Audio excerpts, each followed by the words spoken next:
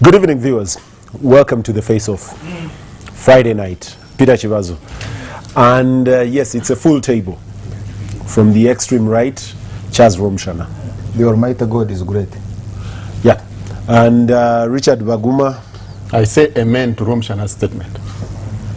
Alongside them, I have Ibrahim Semujunganda doing his first leg of the show. From Kasokoso. Welcome, Ibra. He's a veteran fighter from Kasokoso. Kasokoso is just one of the so many villages in your constituency. Yeah. And it's one that particularly gives you the limelight. I don't know. Depending on whether you are in the mountain, or it's a rule of some sort. I just wanted to be sure, Chivazo. Yes. I said it is a full table. Yes. F-U-L-L or F-O-O-L? Well, the F-O-O-L will depend by the time we end the show. Right, viewers, today I take a particularly not your radical news angle for the day, anything that does the news by the day, but something that does the news every day of our life, the health sector in this country. And I'll quickly ask on the table for quick observations about what we regard as both the health sector and health service of this country. I've been looking at very beautiful statistics projected, both the Human Development Indices of the World Bank Development Report. I've been looking at the policy statement of the Ministry of Health in Uganda. It's quite grand, written in 2010 with all its projections, staffing. But I've also been looking at the sector report done in 2012. It is the latest done on the sector. And compared to the other documents that I've been reading, it looks very bleak. Charles, observations from where you come from. You've had an opportunity to go for an election. If you just closed your eyes and thought of the health sector in this country in 2-3 words, what would you say? Where I come from, if you went to campaign, any rally you would call or any village meeting you would call, they tell you, you want to tell us, one, that our hospitals don't have medicine. Two, that we do not have beds. Three, that we don't have doctors. 3, 4, that they are dilapidated. We already know that. Just give us what to drink. Because in any case, when you go, you will not solve it. That's how bad it is. They list them. They list them, and that is the situation. One place called Bugangari, there is a health center. This one at the sub-county. You know, they grade them in numbers. 1, 2, 3. 1, 2. See, it had beds which had been stolen. I was investigating a case where all money that is supposed to be used to buy items like microscopes, those kind of facilities for health centers, it was stolen in less than a week. It was more than 3 billion. It was stolen in less than a week. And the companies they used were all fictitious. They were all company names. Like you would put Chivazo as a company and just a company name. And they deflated, they finished the account within a week. You couldn't even trace it in the registry, the company registry. So in other words, there is a big problem. If you went there is a big problem. Of course, problems are even bigger than that. Actually, in our area, that what operates are non-governmental organization hospitals, the ones that belong to the church. We have one in Chisizi for the Protestant church, then we have another one for the Catholics. Now, this is both in Kanungu district, where Bishop Amambabas comes from, or the Prime Minister Amambabas comes from, and then Rukunjiri district, where the political power base, because you have this Cheza there, you have Ruchikeire, literally more than 30% of the ministers of the original NRM came from Rukunjiri. But we only rely on a hospital that was built by, that belongs to the Catholic Church, which is an NGO hospital. I'll pause you there. Richard, you come from a rather more grandiose area. Erborogota. No, that name I don't know. Cannot be grandiose by any standards.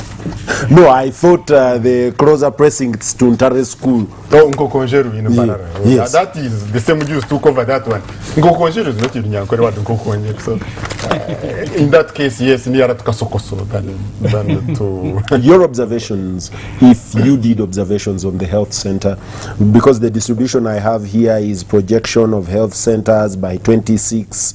We would have 1,000 village health centers, 5,000 health center 2s at parishes, 20,000 at sub-county, 100,000 at county levels across the country. That's health center 4s, and the numbers go on. And then they keep breaking them down. This one would attend to 1,000 people. This one would attend to 5,000. This one would. And then the totals come down. Asking me to use 3 words, I would say the health sector in this country is here and there. Those would be my 3 words. Here and there, or neither here nor there. Here and there.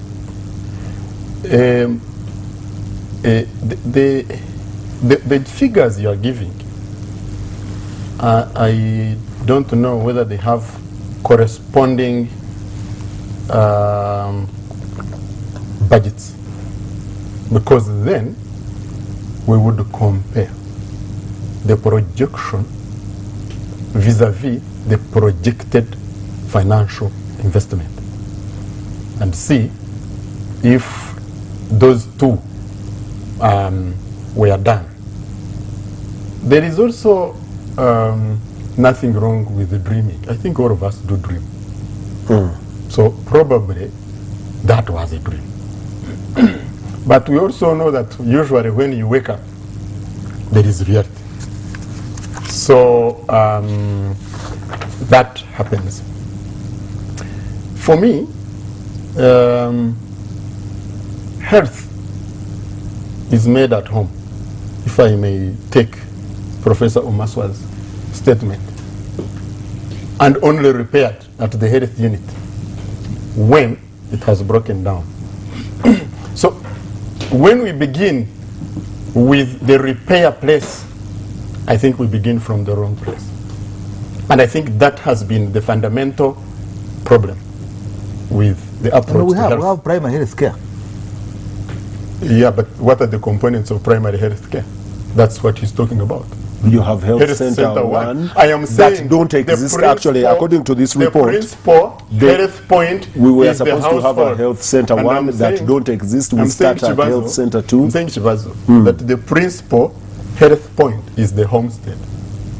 So for us to start thinking about health from a repair center, from a garage, is fundamentally Yeah, flawed. but at the house, So whoever is responsible, because I don't know if the 4 of us, the gentlemen seated in this studio, know what is happening, for example, to the nutrition of our children. I don't know. And this is where the issue fundamentally starts from. So while government, because I know we are all happy to shoot government, it has done nothing, blah, blah, blah.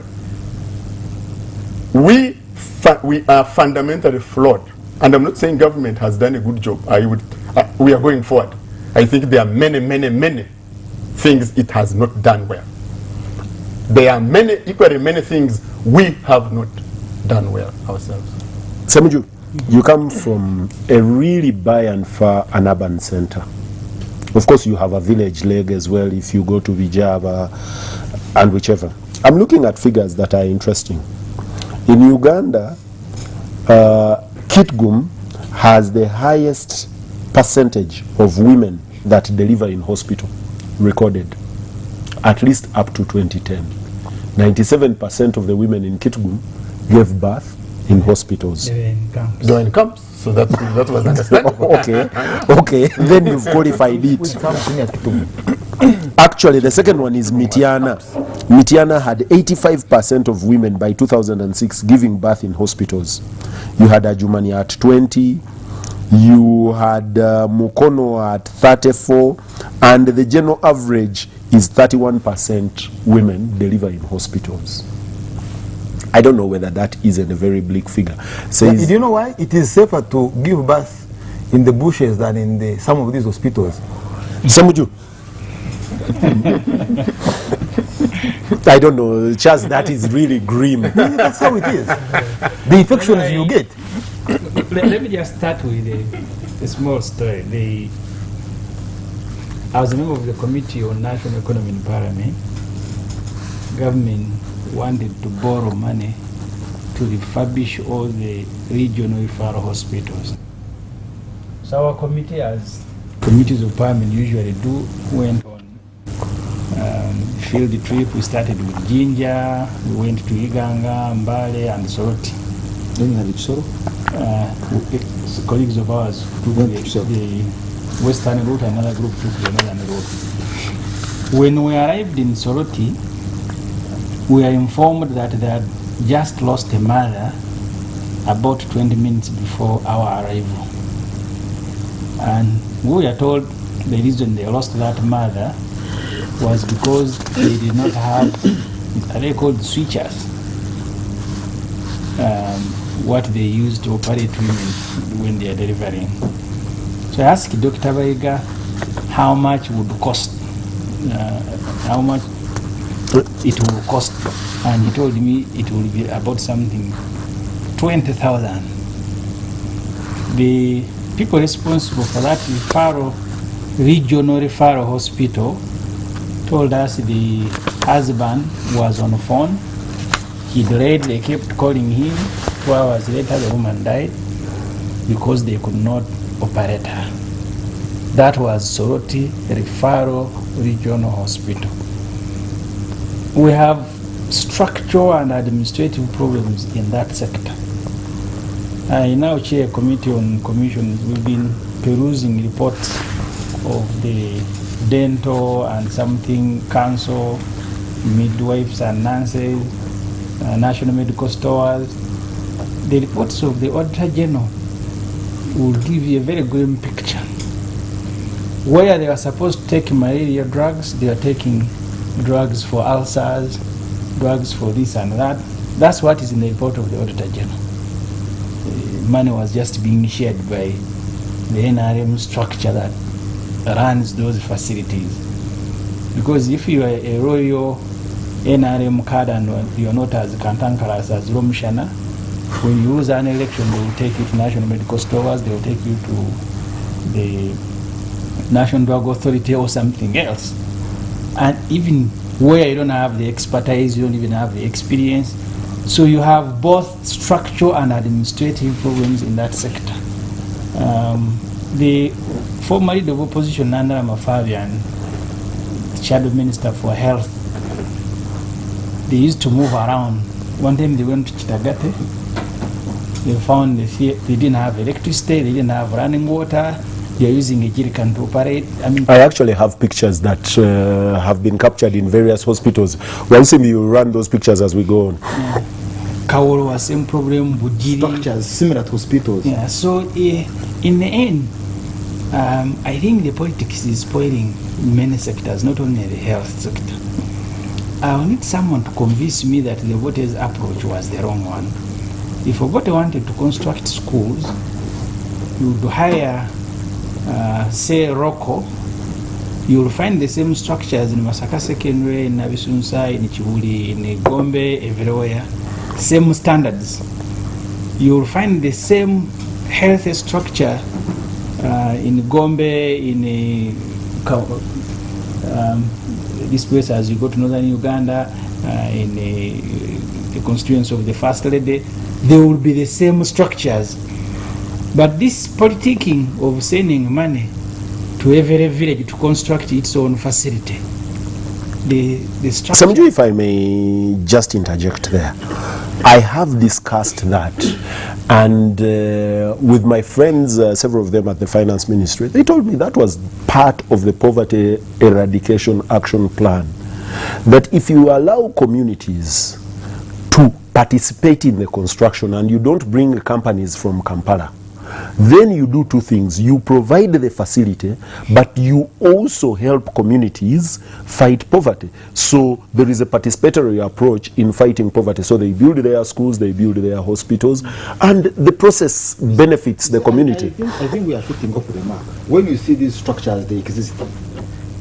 There are structures somewhere. Problem is repair. It's a management problem. Like the case of Kambuga Hospital is robust. It's enduring. But I discussed with Msingu Garuga, was telling us a story.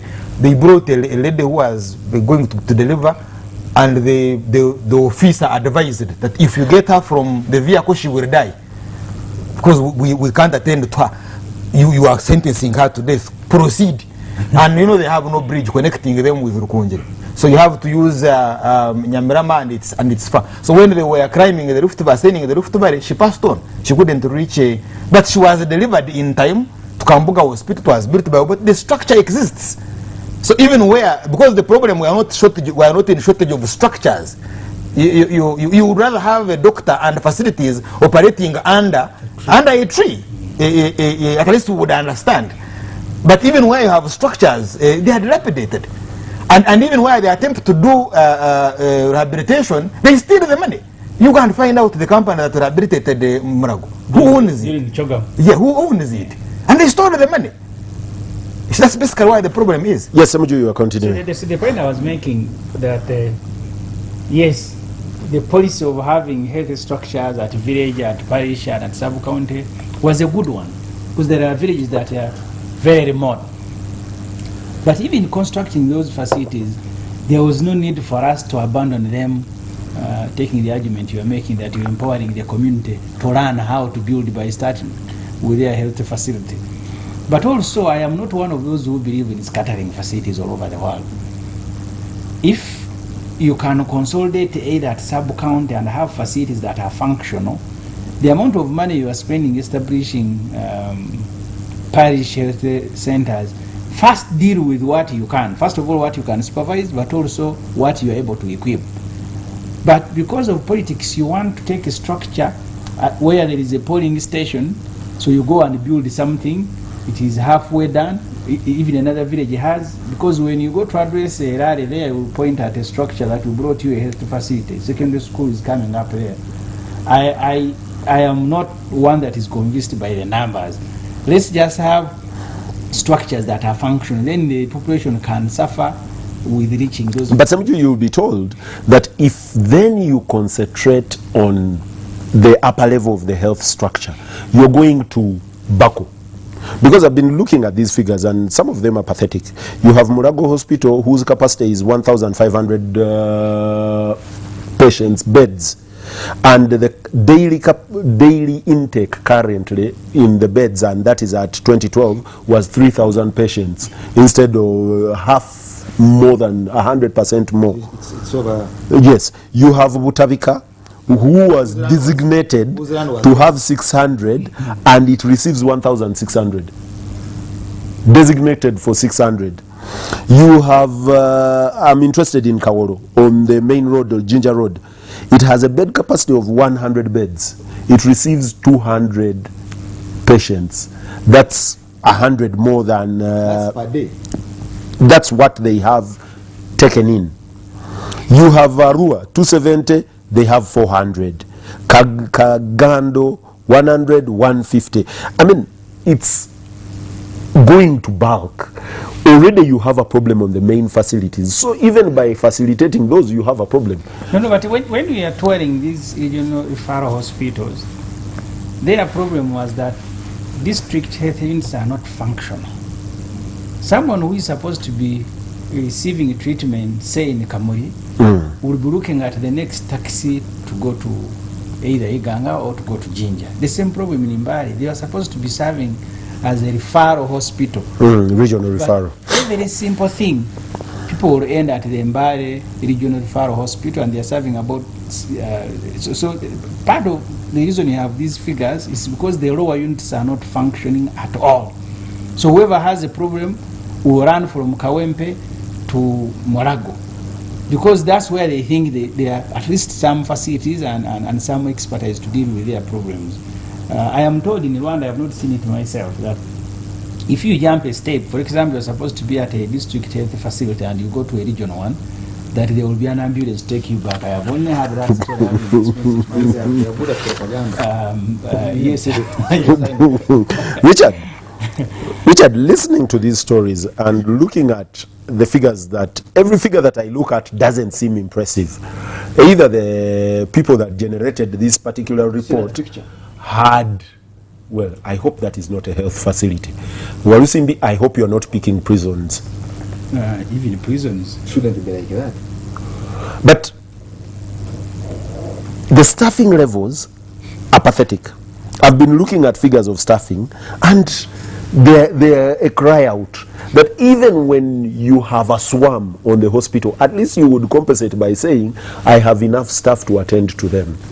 Mulago Hospital told me clearly that we are actually at the mercy of Makerere University and the nursing school next to them and the pediatric, because they haven't been staffing for the last 6 years. They do not receive staff. They rely on the university. students. Yes. Richard, if you were in charge of this sector, what are those core things that you would like touched today so that you fix certain things? Because he aspires to be in charge, he will say everything is okay. Well, you are not him. You see, there is a gentleman whom I support very much. It's called Yoweri Museveni. I'm a Musevenist. Now, when Charles Rumshana, my brother, tries to say, I want to tackle there, he wants to put me on a crashing course. I am unprepared. Semuju maintains his presence by imbuing tear gas. If tear gas stopped there, Semuju would not be, would fail to be MP. So I can appreciate why he lives on tear gas. it works for Kasokoso. But that's not, it's unhealthy to eat tear gas, Mr. Honorable Semuju. But you know, seriously, that relates seriously, it's unhealthy. I was talking about the health of our honorable MPs. Because they are passing away because of non-communicable diseases. And you see, why I'm talking about that, I am very, very strongly for the tobacco control bill, and some of them are not behaving properly. But what things would you, would you want touched? You see, I am not in charge. And probably I will be talking from a point of inadequate information. But I am glad that the two gentlemen I'm sitting with have been entrusted by their voters to go and touch things. And they are part of the touching. And so all these cries we hear around this table, they cannot really run away completely from this. And these cries are not going to stop if we remain in the same state. No, they can't stop. I said if we remain in the same. If we remain conducting, business. You are skirting around, and and I'm still listening to get your hands on the But grit. you see, you know we are both broadcasters. I know. And you know, You were. You know, no, I still am. You cannot take all my professional. Go right ahead, Richard. You can't take that one away. You see, what I'm telling you is that when you are in charge of anything, like you are in charge of this program, and your mindset is to make me say certain things, that every time you ask me a question, you first give me statistics to put me in a certain direction of an argument. That's mindset done. There are certain things that Do you have a problem with the statistics? No, I do not. I love hate to statistics. hear them? I love these statistics because if they are not there, then what would be happening? That's why I told you that people will make a plan, 5-year plan. I hear about them a lot, and their dreams. And I said, well, some people have the comfort to dream. I have myself. I have challenges with that. You see, I belong to the Uganda Health Communication Alliance, and if you look at the work we do, we are very, very We are very, very... Richard, you are being too philosophical. No. I'm trying to understand. We are very, very loud. Those who are watching. No, we are very, very loud on the challenges that exist in the health sector. What for me is the largest challenge is that all of us say they have not done this, they have not done that. I find that extremely deceitful. You have just been talking about people taking money. If you are at the district, Semuji, you have been there, and you are the chief administrative officer, for goodness sake, who signs out this money? And you see, if we are not honest to say, look, it is not they, it is we. If, I mean... Richard. No. Richard Hall. No. You see, As as a student let me tell you, let me tell you. governance and political science. Excuse me. There was a senior doctor. He's still a senior doctor in the system. He was in the National Health meeting that happens here. Every year, there is that National Health Review. His name appeared in a certain health unit down. He had signed that somebody had signed on his behalf that he had been on a support supervision visit. You cannot be 400 kilometers away from here and be in the National Health Review here. And he stood in that National Health Review and was criticizing the members of parliament.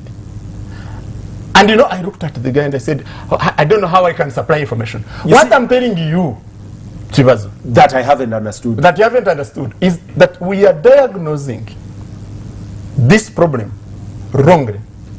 So how can we prescribe the correct things? This one told you already that the voters know that there are no mattresses, there are no what. Why are we spending time concentrating on that? No, yes, we can sort out the problem. And that's what I want us to focus on. Oh, yes. How can we sort out I'll this pause problem? you there because I'm going to take a break. But Yes. Richard, you need to understand that all of us that come from the School of Governance and Management of State remember that fundamental concept that manages the state, the social contract theory. That you and I negate certain power and give it to the state. Who we give the coercive machinery, who we give the prisons, and we also give the taxes to effect certain things as a citizenry. We allocate them even supervisory capacity in the Semujus and the others. You are now telling us, forget about this state. No, I am saying forget about this state. Come and you are the one every time keeping that state that there is a systemic failure in that state. Let's have basics. Let the citizen recover. Let's have Viewers will take a break, and when we return from the break, a bit more of this. I've been looking at morbidity figures, and even when we have been giving mosquito nets, I have a pathetic situation of mosquito nets. I know of a friend that was fired from the Ministry of Health for refusing to sign that he had received 9 million mosquito nets when he wasn't sure 3 million had been delivered. The interesting thing is, in a week or two, the Ministry of Health invited the head of state to launch the mosquito nets, and these people knew that they had not received 9 million mosquito nets. And the one who fired him is going to become an MP and be voted and be rewarded. Well, I don't Social contract you are talking about. Don't go away.